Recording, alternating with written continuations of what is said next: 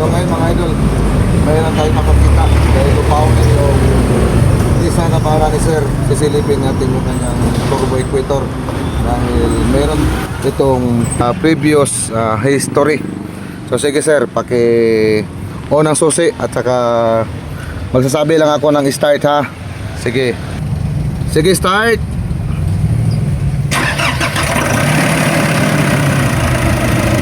Okay. Okay. Up. Yeah. Walang movement. Paki-off sa engine.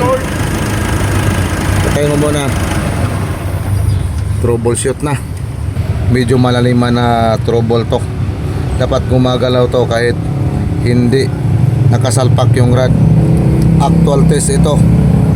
Ito ay hinuhuli lang natin yung trouble kung hindi ba gumagalaw yung kanyang wastegate. So ito yung kanyang wastegate ay malambot naman. So hindi siya maganit.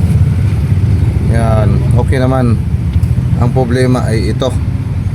So kasama ng wiring, to troubleshoot natin.